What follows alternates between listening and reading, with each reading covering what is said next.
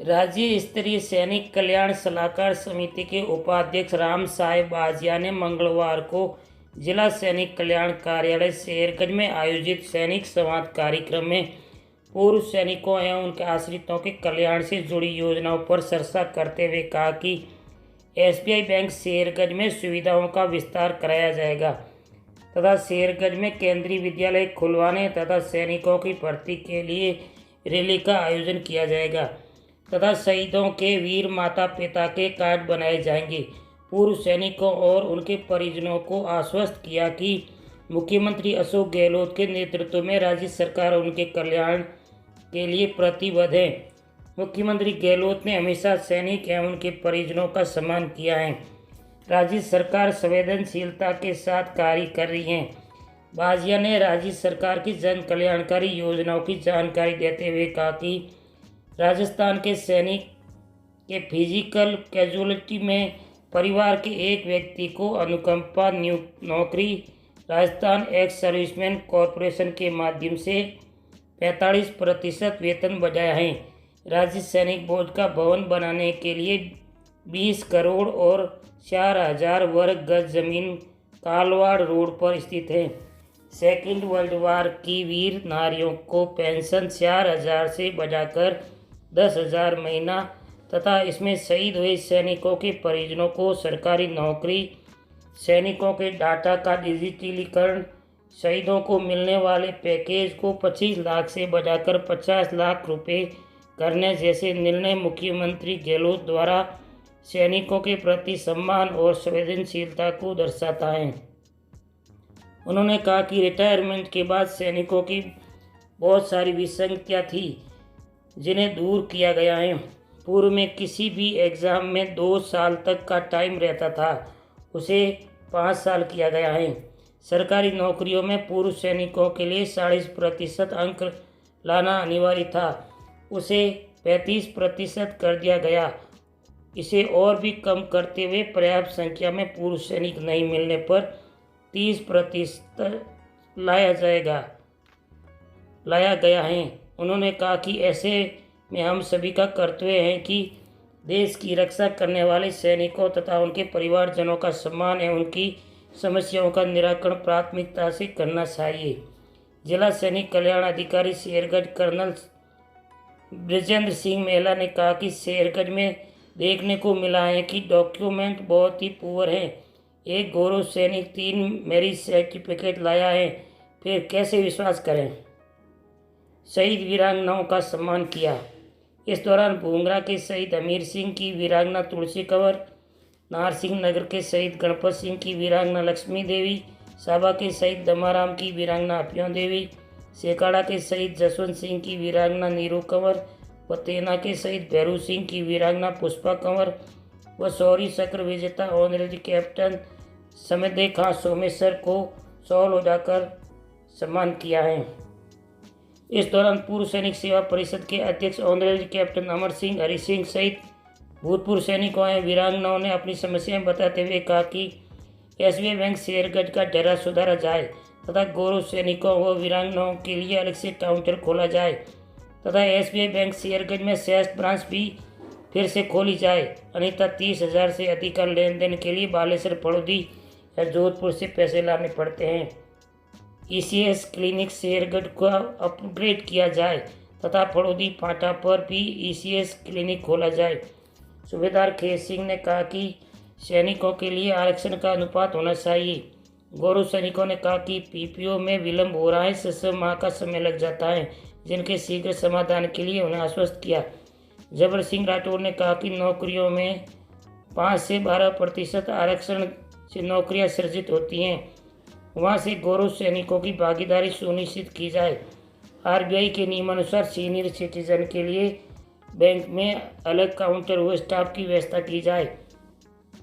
मंच का संचालन हरि सिंह द्वारा किया गया। इस दौरान ईसीएस क्लिनिक के प्रभारी कमांडर गाइड सिंह, गोगादेव, आशु सिंह, हरि सिंह, खेत सिंह, चंद्र सिंह, लुम्बाराम चौधरी, जबर सिंह, सुमेर सिंह, अनूप सिंह, रणधान सिंह, दौलत सिंह, आम सिंह भाटी सहित बड़ी संख्या में भूतपूर्व सैनिक एवं शहीद वीरांगनाएं उपस्थित रही हैं। पत्रकार जेपी गोयल, शेरगंज की लाइव रिपोर्ट। अपने सर्किल की ताज़ा खबर देखने के लिए Baba Ramdev superfast news channel को सब्सक्राइब, लाइक व शेयर करें ताकि जब भी बनती है नई खबर सबसे पहले आपको मिल सके लाइव ताज़ा खबर से कि हमारा लगभग 10 करोड़ के आसपास बहुत लंबे समय से अगर हमें को 10 करोड़ रुपए अगर राज्य स्तर भवन के लिए मिल जाए तो हमारा एक भवन के लिए बजट ले ले, उसके बाद हम सरकार से एक जमीन मांगे और एक अच्छा सा भवन बनाए। मानवेंद्र सिंह जी को साथ लेकर के और सीएम साहब के पास में ये तो बहुत जरूरी, तो पहले हमारी जो व्यवस्था उसको ठीक करेंगे। उन्होंने यूं ही मजाक को 20 करोड़ कर देते हैं, काट छाट करके हो सकता है 12-13, तो उन्होंने 20 करोड़ रुपए लिखा उसमें। और दूसरा पॉइंट अपने बनाया, और कोई पॉइंट बताओ, उन्होंने बढ़ा दिया था और उन्होंने लिखा कि चलो 20%, हमने मन में सोचा 20% लिख दो। बारे में उन्होंने कहा मैं आजकल बुढ़ापे की और 20% वो वेतन ही बढ़ाया गया था, 10% पहले हो गया था। लंबे समय से कोरोना काल का जो 2.5 साल तो आपस में मिल भी नहीं पाए थे, और कोरोना काल एक ऐसी समस्या थी कि कोई भी कामकाज के लिए जब सरकारों से मांग की जाती थी तो वो कहते थे कि देश के अंदर पहले आपत्ति आ गई है। जैसे उदाहरण के तौर पे आह्वान किया था कि देश के अंदर कोरोना जैसी महामारी आ गई है और हमें जो गैस सिलेंडर के ऊपर 500 रुपए के आसपास जो सब्सिडी मिलती थी, उस सब्सिडी को एक झटके के अंदर उन्होंने आह्वान किया, हम लोगों ने छोड़ दिया। क्योंकि ये आरक्षण जैसा है, ये सब्सिडी सभी लोग आसानी से नहीं छोड़ सकते थे, लेकिन देश के अंदर जब आपत्ति आ गई हो तो हमने बहुत सहर्ष खुशी से छोड़ दिया उस सब्सिडी। क्योंकि इस रैक्सो के अंदर प्रति वर्ष 10% वेतन बढ़ने का एसओपी माननीय मुख्यमंत्री जी ने उस टाइम बनाई थी। अगर उसकी पालना होती तो हमारा 40% जो वेतन आज के 2 दिन वो और बढ़ करके लगभग हम डीजीआर के समकक्ष आ जाते। और इस तरह का जब उनका आवागमन में सुविधा रहती है तो मैं प्रयास कर रहा हूँ। मेरी बात हुई है हॉस्टल और बच्चों का जो हॉस्टल है वो हमें मिला, वो ऐसी जगह मिला है जो जोधपुर के बहुत दूर दराज में जब जमीन आवंटन हो रही थी किसी ने ध्यान नहीं दिया, और वहाँ पे बहुत बड़ी बिल्डिंग बना दी गई है और बहुत सारा फर्नीचर पड़ा हुआ है वहाँ पे तैयार। उस जगह के अंदर हमने जेडीए से आवेदन किया, जेडीए ने 2000 वर्ग जमीन दे दी थी हमें, लेकिन वापस से फाइल भिजवा करके वापस सीएम साहब से रिक्वेस्ट किया कि सर हमें 2000 में कुछ नहीं होगा। एक क्लोज जोड़ा कि हमारा जो रैक्सो वगैरह है ये भी आ जाए, और जब प्रदेश से सैनिक आए तो कुछ कैंटीन की सुविधा हो जाए। कोई सैनिक किसी भी कार्यालय में जाए पूरे राजस्थान के अंदर तो वो अपना फ़ोन के ऊपर भी कि मुझे ये अधिकारी अटेंड नहीं कर रहा, तो कम से कम वहाँ से कॉल आए कि हमारा सैनिक आ रहा है, कम से कम हम इसकी बात को सुने, गलत और सही का निर्णय आप उन्हें भी अवगत कराएं, हमको भी अवगत कराएं। उसकी जो वीरांगना है उसको बहुत सम्मान हमारा पूरा समाज, हम सैनिक भी देते हैं और ये वो हमारे गर्व की बात भी है। लेकिन कई सैनिक ऐसे जो बीमारी और एक्सीडेंट की वजह से ख़त्म हो जाते हैं, जो फिजिकल कैजुअलिटी के दायरे में आते हैं, जो असक्षम हो जाते हैं, उनका जब परिवार का जब मुखिया चला जाता है तो उसकी जो वीर नारी है उसके सामने समस्या ये आती है कि उसकी जो पेंशन है वो भी लगभग आधी हो जाती है, 60% हो जाती है, और उसका जो कमाने वाला जो घर में जो मुखिया था वो भी चला गया और कोई आय का सोर्सेज नहीं होता था। उन वीर नारियों को भी कुछ सम्मान मिले, कुछ संबल मिले, तो उनके लिए फिजिकल कैजुअलिटी के लिए राजस्थान के अंदर नौकरी दे दी जाए तो ये बहुत ही एक पुण्य का काम होगा। जब प्रपोजल भेज रहे थे मुख्यमंत्री जी के पास तो हमें लग रहा था कि कहीं ना हिंदुस्तान में कुछ दूसरे किसी भी स्टेट के अंदर है ना कहीं देश के अंदर है, लग रहा था। लेकिन वो भी कानून और नियम बन करके आगे जो कर्नल साहब ने बताया कि सभी सैनिकों के 1999 से लेकर के अब से लागू ना करके उनको पीछे 1999 से लागू किया कि कोई भी फिजिकल कैजुअलिटी का कोई उनके जो परिवारजन है उनको नौकरी मिलेगी, जो कर दिया गया है कि ये शहीद का पिता है, ये शहीद की माता है, शहीद वीर माता और शहीद वीर पिता के नाम से जो लगभग डेमो इनके पास में आ गया होगा। अभी जल्दी वो आवंटन भी हो जाएंगे कि वो कहीं भी किसी कार्यालय में जाएं, कहीं भी जाएं तो वो अपना कार्ड दिखाने पर उनका बाकी जो लोग बाग वो सम्मान कर सकें।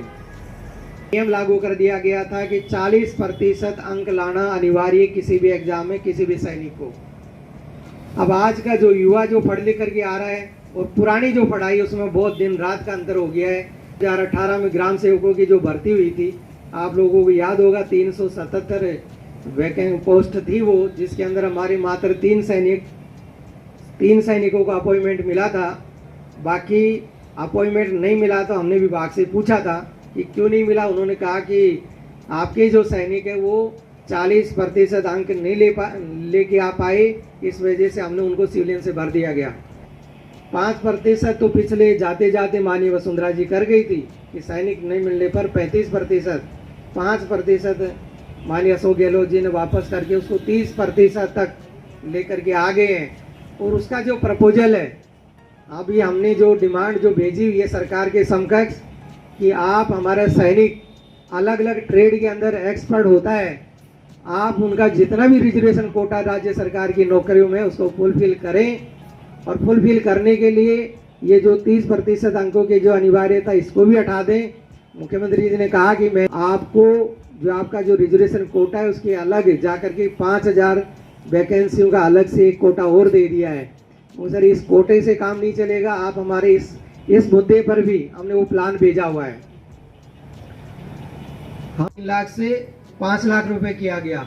हमारी डिमांड उन शहीदों के लिए से भी अट्टे गट्टे और शारीरिक और मानसिक भी अट्टे गट्टे, तो आप लोगों के बीच में आकर के मुझे बहुत अच्छा लग रहा है। जय हिंद, जय भारत, जय है। और 5% और था उसमें पहले से एक्समैन होगा, और 5% कोटा पिछली बार सरकार दिया था जो RS वगैरह में, उस कोटे को वर्गीकरण किया जा रहा है, अब समाज में बांटा जा रहा है। तो ये बहुत गलत तरीका है। इसके बारे में आप थोड़ा क्लियर करके बताइए हमारे को कि क्या करना है इसका, क्योंकि ये कोटा तो चली आ रहा था पहले से, तो उसी में अभी SC ST OBC वगैरह उसका वर्गीकरण किया जा रहा है। तो इसमें हमें जातियों में न बांटा जाए और हमें एक ही समाज रहे, एक सिर्फ एक्समैन में रखा जाए। तो ये कोटे का वर्गीकरण और ये नहीं होना चाहिए। ये हमारा अनुरोध है आपसे, और इसके बारे में थोड़ा आप हमें क्लियर करते हैं तो मेहरबानी होगी आपकी। दौर चलाएं और हमको भी इसका टास्क दे रखा है कि भाई क्या समाधान इसका हो सकता है, क्या समाधान इसका निकाला जा सकता है। आप लोग जो सैनिक जो विभाग है उसके अंदर बहुत सारी कमेटी होती है, उस कमेटी के भी ये निर्देश दे रखे हैं, क्योंकि इस बार मुख्यमंत्री जी ने कहा कि मैंने ऐसा कोई भी पॉइंट आप लोगों का नहीं छोड़ा है जिसके लिए मेरी तरफ से मनाही हो। ये हमारा कानूनन अगर इसको दृष्टि से देखें तो ये सही है। मैं अगर हमें जो मिला हुआ था आपसे पहले जो मिल रहा था उस दृष्टि से ये गलत हो गया, हम सैनिकों को नुकसान हो गया। लेकिन दूसरे जितने भी जो राज्य हैं या केंद्र सरकार जो आरक्षण जो दे रही है, उन लोगों उन दूसरी जो राज्य सरकार है और केंद्र सरकार का अध्ययन कराने के बाद मंत्रिमंडल की मीटिंग बुलाते हैं। सारी जो मंत्रिमंडल है वो इसमें एग्री हुआ था। किसी के भी उससे पहले भी हमारे राज्य सैनिक बोर्ड के जो डायरेक्टर हैं या जो सैनिकों से जो वेलफेयर जो सोसाइटी जो चलाते हैं उनको पहले भी आमंत्रित किया गया था। फिर आगे भी प्रपोजल है कि जल्दी सैनिकों के साथ में मुख्यमंत्री जी चर्चा करने वाले हैं, बुला करके उनकी बातों को सुने और उन्हें वो उत्तर दे सके। तो प्रयासरत है इस चीज़ के लिए। लेकिन जो चीज़ अब से पहले, क्योंकि ओबीसी जो वर्ग है, ओबीसी वर्ग ने ऑब्जेक्शन उठाया है सीएम साहब को, इस मुद्दे को यूं करने की उनको कोई ज़रूरत नहीं थी। लेकिन उन्होंने कहा कि कानून क्या कहता है। जब ओबीसी के शायद आप बड़े बड़े नेता जयपुर में धरने दिए थे, तब जरूरत पड़ी कि हमारा जो ओबीसी के जो कोटा है, ओबीसी का 21% जो कोटा, उसमें से हम 5% सैनिकों को देंगे, 5 से ज़्यादा नहीं देंगे। हमारा जो सैनिक है वो 5 से ज़्यादा लेके जा रहे, ये उनका ऑब्जेक्शन था। SC और ST वाले भी ज्ञापन लेकर के कल पूछे जयपुर के अंदर। अभी बहुत सारे वीडियो ज्ञापन आए हैं कि जो अभी जो व्यवस्था कर दी गई तो इसमें हमको फ़ायदा हो गया है। एक तो सैनिक और एक जो SC ST के जो समाज है, पहले किसी का ध्यान नहीं था इसकी तरफ। तो ये कानूनन तो इसको सभी सही बता रहे हैं, जो आरक्षण के जो जागरूक हैं वो। इसलिए क्योंकि जो हमारा जो खिलाड़ी कोटा होता है, विकलांग कोटा होता है, महिला कोटा होता है, जितने भी जो कोटे आते हैं वो जिस जाति का होता है, जैसे विकलांग जिस जाति का होता है, खिलाड़ी जिस जाति का होता है, महिला जिस जाति की होती है, उसको उसी की जाति में से आरक्षण मिलता है। 50% जो आरक्षण की जो व्यवस्था है, समस्या ये आ रही है, वरना तो उनके लिए एक छोटी सी बात है। सैनिकों को इस बात के लिए वो नाराज कतई नहीं करने के मूड में, अभी भी उन्होंने निर्देश दिया हुआ है कि इसका क्या सोल्यूशन हो सकता है वो बताइए। इसके अलावा अगर कोई मुद्दा है तो वो लेकर के आइए। ये मेरी तरफ से उत्तर है सर। मेरा ये ऑब्जेक्शन मेरा कहना है कि जो आरक्षण है उस अनुपात में हो तो ठीक है, अनुपात को बिगाड़ के हो तो फिर फायदा क्या हुआ। जैसे हमारे यहाँ पर 72 की वैकेंसी आई थी एक्स-सर्विसमैन की, जिसमें से 72 में से 22 वैकेंसी SC/ST की थी। तो हमारे यहाँ तो SC/ST के सैनिक कम है, तो वो वैकेंसी पूरी खाली हो गई, तो उसका फायदा किसको मिला? वो तो पूरी खाली गई। रेशियो जितना है सैनिक, उस हिसाब से तो अनुपात हो तो ठीक है, आरक्षण समझ में आता है। सैनिक एक भी नहीं, उसकी वैकेंसी हमारे से छीन ली गई, बाकी को तो 90% जिसको दी होगी वो एक्स्ट्रा फायदा हो गया, और हमारे को तो 50% ही मिली। ये हुआ। SC के जो कुछ संगठनों ने और SC के सैनिकों ने इधर भीलवाड़ा वगैरह के अभी आए कल, उन्होंने ये ज्ञापन या आपत्ति दर्ज करवाई है कि SC के जो लोग हैं, समाज के जो लोग हैं, ST के जो समाज के जो लोग हैं, जो उनको अब पता चल गया, वो लोग ये कह रहे हैं कि हम हमारा SC कोटे में जैसे खिलाड़ियों को, जैसे विकलांगों को दे रहे हैं ना, उसी हिसाब से हम सैनिकों को देंगे, दूसरी जो जाति के जो सैनिक हैं उनको नहीं देंगे, वो कह रहे हैं। और उधर हम उनके जो सैनिक हैं, जो SC और ST के जो सैनिक हैं, वो कह रहे हैं कि हमारे लिए तो और भी अच्छा काम है कि हमारी कम सैनिक है, हमारे सैनिक कोटे में उन लोगों से हम कंपटीशन नहीं कर पाएंगे। तो ये जब अब इसको और किसी का अगर मान लो PPO मंगाना है तो वो PPO 5-6 साल नहीं आता, या किसी का जॉइंट नोटिफिकेशन है, PPO में नाम नहीं था वर्ष का, और उसके लिए लिखते हैं तो 6-7 साल लग जाते हैं। तो वो एक बाबू तो है नहीं, ऑल ओवर इंडिया के अंदर दूसरे जैसे ग्रुप है वहाँ पर बाबू हैं, तो इसका जो टाइम है वो घटा कर 2 महीने 2.5 महीने करना चाहिए। तो इसमें बहुत बड़ा विलम्ब हो रहा है। इन लोगों को तो कहीं जयपुर नहीं रहा, यहाँ बैठे हुए पूछ लो किसी को, कोई जयपुर गया नहीं। हालांकि मैं साल में 365 दिन 365 दिन जयपुर जाता हूँ, पर कहने मतलब ये है कि यहाँ जाने वाला कोई नहीं। इनको तो चाहिए सिर्फ क्या, टाइम पे उनका काम हो, चाहे किसी रिकॉर्ड से संबंधित हो, जैसे वो कोई रिकॉर्ड हो। जैसे मान लो मैं RT का हूँ, तो मैंने अगर कोई चिट्ठी लिखवाई यहाँ से, तो ये तो लिख के भेज देते हैं, इनकी कोई गलती नहीं है, सोशल बोर्ड की कोई गलती नहीं है, मगर संवाद जो संबंधित रिकॉर्ड ऑफिस है वो लोग वापस भेजते ही नहीं। 6-6 महीने लग जाते हैं, 6-6 साल लग जाते हैं। ये तो एक बहुत के लिए वापस लिखवाया, कई तरह के डेफिडेविट बनवाए, कई प्रकार के मृत्यु प्रमाण पत्र बनाए, सब भेजे गए, उसके बावजूद ही 6 साल नहीं आए। लेकिन मैं राज्य सरकार की जो समस्या है ना, उनके बारे में तो अपना अधिकार रखते हैं। केंद्र सरकार को इसके बारे में कंप्लेंट्स लिख करके भेज सकते हैं, सुझाव लिख करके भेज सकते हैं। और ये आपकी समस्या नहीं, मैं खुद इस पद पर बैठा हुआ हूँ। कारगिल में विकलांग हुआ, 2000 में पेंशन आया, 2005 तक मुझे सर्विस एलिमेंट नहीं दिया गया। उन्होंने अलग अलग चिट्ठियाँ पत्राचार आज तक कर रहा हूँ। बीच में तो मैं अदर बिजनेस में बिजी हो गया था, तो वो बात सही कह रहे हो, आपकी जो समस्याओं से हम भी जूझ रहे हैं, बहुत सारे सैनिकों की भी है, तो हम उनको पर दबाव राज्य सरकार की तरफ से और जा कर के चिट्ठियाँ लिखवाएंगे। और मैं खुद भी लड़ रहा हूँ उसके लिए बार बार कह रहे हैं आपको सर्विस एलिमेंट 2000 से 2005 तक लागू नहीं थी, अलग अलग लेटर लिख देते हैं। मैंने बोला क्या, मैं पहले रिटायरमेंट नहीं हुआ था, 2005 के बाद में आपने सर्विस एलिमेंट दे दिया, पहले क्यों नहीं दिया? आप कह रहे हैं कि वो देने चाहिए थी। तो इसके अलावा भी जो PPO वाली समस्या है, इन सारी चीज़ों से मैं खुद ही व्यक्तिगत रूप जूझा हुआ हूँ। इसमें है उनकी किस टाइप की प्रॉब्लम है, जो ज़्यादा किस चीज़ के लिए ज़्यादा चक्कर लगा रहे हैं। तो मैंने खुद ने पाया कि हमारा डॉक्यूमेंटेशन जो है वो बहुत ही पुअर है। उसका कारण है, अब मैं जैसे ये एग्जांपल दे रहे हैं, मैं आपको इतने एग्जांपल दे सकता हूँ कि जब एक्स सर्विसमैन रिटायर हुआ है, उसको ये चिंता ही नहीं है कि उसकी वाइफ का नाम है या नहीं है, नाम गलत चढ़े हुए हैं, बच्चों के नाम ही नहीं है। ऐसे ऐसे केस हैं जो 20 साल तक रिटायरमेंट के बाद भी वाइफ का दूसरी का नाम लिख के चला गया है, खुद लिख के चला गया। अब राजनीतिक रिकॉर्ड बोल रहा है, वो खुद डेथ होने से कुछ महीने पहले लिख के गया कि मेरी वाइफ तो ये है।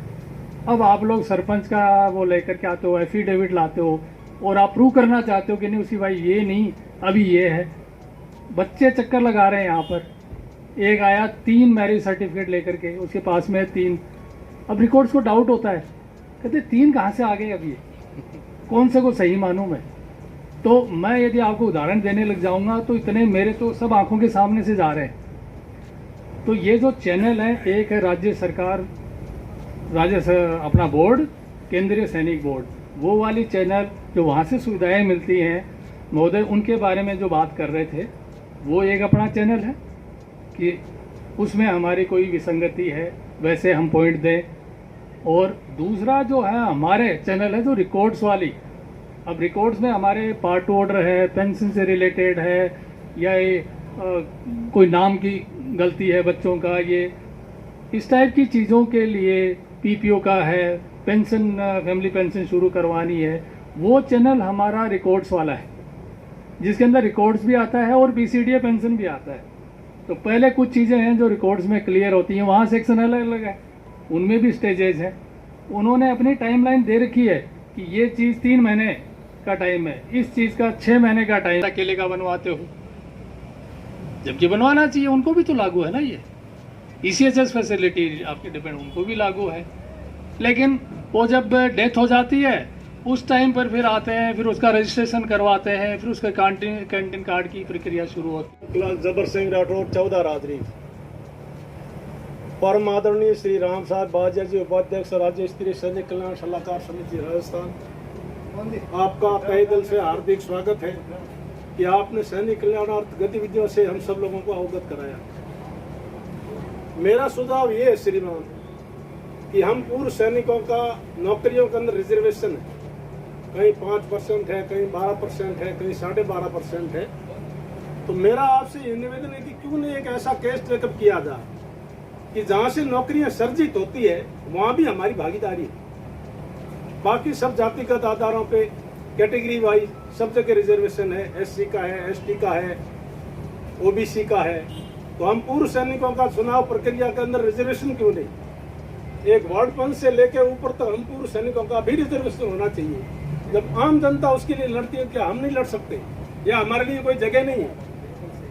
ये पॉइंट बहुत गुड पॉइंट है, इसको ऊपर तक टेकअप किया जाए। दूसरा सुझाव मेरा ये है कि टोल टैक्स के ऊपर सर्विसमैन का टोल एग्जम्प्ट है, तो हम पूर्व सैनिकों का भी टोल एग्जम्प्ट होना चाहिए। तीसरी मेरी शिकायत है लोकल यहाँ की बैंक के बारे में कि RBI का ये नियम है कि सीनियर सिटीजन के लिए अलग से काउंटर होना चाहिए। हमने मैनेजर साहब से 10 बार बात की कि अलग से काउंटर की व्यवस्था करो, तो मैनेजर साहब ने बोला कि हमारे पास स्टाफ नहीं है। तो मैंने उनसे निवेदन किया कि आप 2 क्यों मेंटेन करो, एक सीनियर सिटीजन का करो, एक आम नागरिक का करो, एक पासबुक या चेकबुक उसकी लो, एक उसकी लो, उससे भी हम लाभान्वित होंगे, हमारा नंबर जल्दी पड़ेगा। दूसरा ही बैंक के संबंधित दूसरा मेरा पॉइंट है कि 80 ईयर्स एंड एबव के जितने भी पूर्व सैनिक हैं उनका साल के अंदर 2 दफे जीवन प्रमाण पत्र जाता है, एक मई के अंदर, एक अक्टूबर के अंदर। तो ये रिस्पॉन्सिबिलिटी बैंक की है, बैंक उसके घर जाए और वहां से उसका जीवन प्रमाण पत्र लेके आए, ना कि वो बुढ़ा यहाँ आके इनके 5 हुए। धन्यवाद सर। ये मेरा आपसे आग्रह है। वो हंसते हुए उन्होंने कहा था कि आपको 2 सैनिक दे रखे हैं राजनीतिक पोस्ट, एक राम साई जी दे रखा है, एक मानवेंद्र सिंह जी 2 दे दिया। मैं आगे भी पुनः विचार करूंगा, आप मुझे नाम सुझाव दीजिए। मैं कह रहा हूँ कि वो आते ही और ऑफिस के अंदर मुझे भी कह रहे थे कि सर कुछ अच्छे जो लोग हैं RPSC के लिए या कर्मचारी चयन बोर्ड या अच्छी जो संस्थाओं के अंदर, वो नाम सर्च करके मुझे भी कह रहे थे। और उन्होंने कई जो ब्रिगेडियर, हमारे जनरल साहब जो भी रिटायरमेंट है, लेफ्टिनेंट जनरल, मेजर जनरल या जो भी अधिकारी, मैंने उनको कहते हुए सुना था कि सर आपको मौका दिलाता हूँ, आप अपना बायोडाटा भेजिए। जो चयन बोर्ड है उसका chairman major general Alok Ranjan जी को, रंजन जी हैं, हाँ रंजन जी को उस पद के ऊपर सुशोभित किया है। तो कर्मचारी संबंधित हमारे ज़्यादातर सैनिकों को नौकरी वहाँ से मिलती है, और वहाँ से जो विसंगति होती है कम से कम हम जाकर के और बैठ सकते हैं, हम हमारे सुझाव दे सकते हैं। तो सेक्रेटरीट के अंदर उनका जो कार्यालय है वहाँ भी आप लोग जाइए, सैनिक है, ये परंपरा जो स्टार्ट हो रही है। दूसरी बात, राज्य स्तर की जो मीटिंग हुई थी जिसके अंदर हमारे और भी कई सैनिक साथी थे जो राज्य स्तर के मेंबर हैं, जो भंवर सिंह जी राठौड़ साहब भी हैं, जिनको भी भंवर सिंह राठौड़ साहब हैं कुचामन के, उनको सुराग से अलग है। ज़रूर ऐसी समस्याएं आती हैं कि हम डिजिटल के अंदर ऐसी समस्याओं के अंदर उनको भी चिट्ठियां लिख करके राज्य सरकार की तरफ से आप लोग ये एप्लीकेशन लिख करके दिया भी होगा, देंगे तो उनको भी लिख करके दबाव बढ़ाएंगे। अपने कार्यालय के अंदर स्पेशल डे करेंगे सैनिकों का। ज़्यादातर कार्यालयों के अंदर हो गया, किसी कलेक्टर के यहाँ पे नहीं हुआ है तो आप लोग बता सकते हैं, उसको भी करवा देंगे। तो ये सारे प्रयास वो हो गया, आदान प्रदान हो गया है। लेकिन हमारे जिन सीटों के ऊपर रिकॉर्ड ऑफिस के अंदर हमारे भाई बैठे हैं, वो आगे बहुत पुराना जो केस हो जाता है उसको आगे पुटअप करने में उनको कहीं ना कहीं दिक्कत आती है। वो उलझा करके डाल देते हैं, अलग अलग लेटर देते रहते हैं। तो कुछ हमें लड़ना पड़ेगा, कुछ हमें जागरूक बनना पड़ेगा। यहीं आस पास में है मेरा और वो हमारे चाचा जी लगते हैं, आधा कुआ वाली साझेदारी हैं।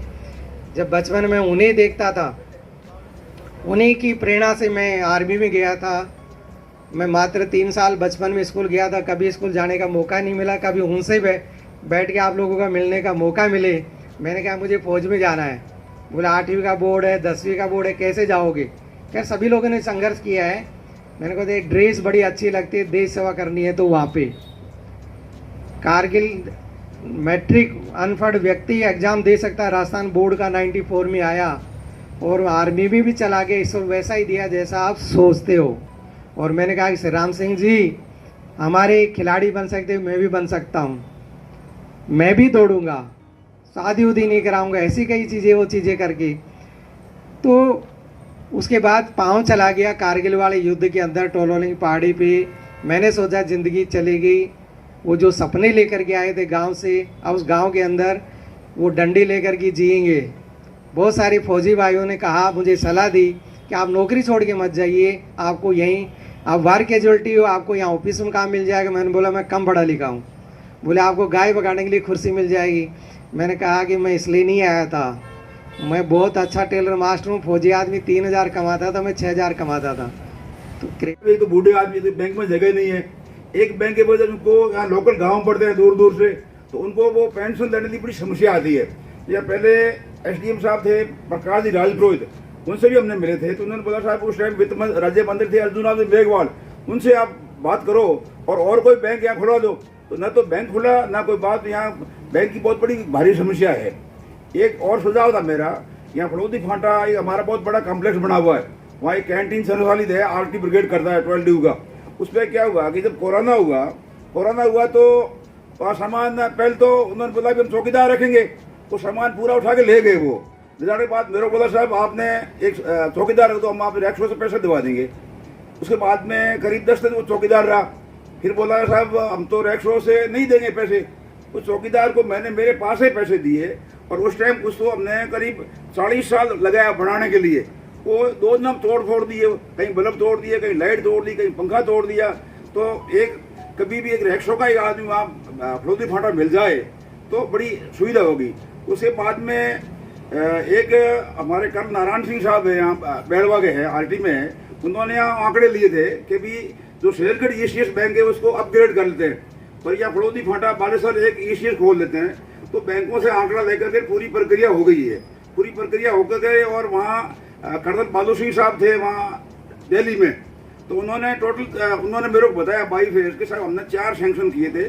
और मुझे ये आदेश मिला था कि आप यहाँ कोई बिल्डिंग देख लो बालेश्वर में, ताकि मतलब हम यहाँ ECS खोलते ताकि उन लोगों को वहाँ नहीं जाना पड़े और उस शहर के डाले को अपग्रेड कर देंगे। लेकिन फिर वो लोगों को मानना पड़ा। उस टाइम पिछली साल जो विधानसभा इलेक्शन थे तो फिर वो राजनीतिक भेड़ चढ़ गया, वो चढ़ गया। तो अभी हमारी ये मांग है कि साहब उस तरह से वो आंकड़े गए हुए हैं बैंकों के, कुछ गगड़ से लिए थे, कुछ बालेश्वर से लिए थे आंकड़े लेकर के, और वो एक छोटा सा ECS वहाँ शुरू हो जाए बालेश्वर फड़ौदी रोड के बीच में, और इस ECS को अपग्रेड कर ले तो लोगों को थोड़ी सुविधा होगी। अगर आप कर सकते हो तो थोड़ी इसमें हमारी हेल्प करना था। कि आपकी जो केंद्र सरकार में जो यहाँ से जो भी सांसद आपके क्षेत्र से, उनको आप सैनिक मिल करके एक ज्ञापन देंगे तो वो शायद उस चिट्ठी को उधर से फॉरवर्ड करेंगे तो उसका लाभ मिल सकता है। दूसरा, आप लोग मुझे भी अगर एप्लीकेशन देंगे तो राज्य सरकार की तरफ से आपकी एप्लीकेशन के ऊपर इधर से लेटर राज्य सरकार की तरफ से हम उनको भिजवाते हैं कि इसमें ज़्यादा से ज़्यादा जो है सुविधाएं हो रही हैं। मैं चाहे कैंटीन से संबंधित, ECS से संबंधित इनके मुद्दे आई बार उठाता रहता हूं, लेकिन अब लिख करके अगर सपोर्ट मिलता है सैनिकों का तो और उसको अच्छे तरीके से भेज सकते हैं।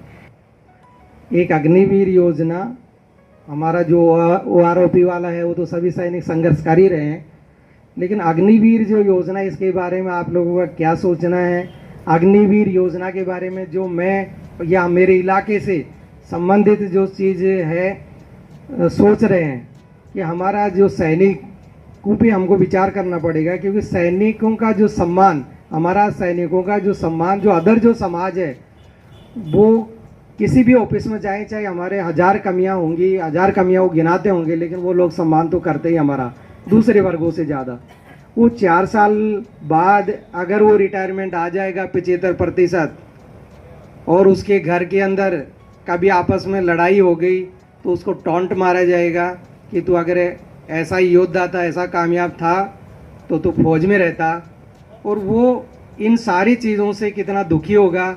और दूसरी सामाजिक समस्या, मैं तो उधर की बात बताता हूँ कि फौज में जाते इसलिए कि शादी के लिए 4 साल तो वैसे नहीं होगी, और बाद में बोलिए कौन सो है।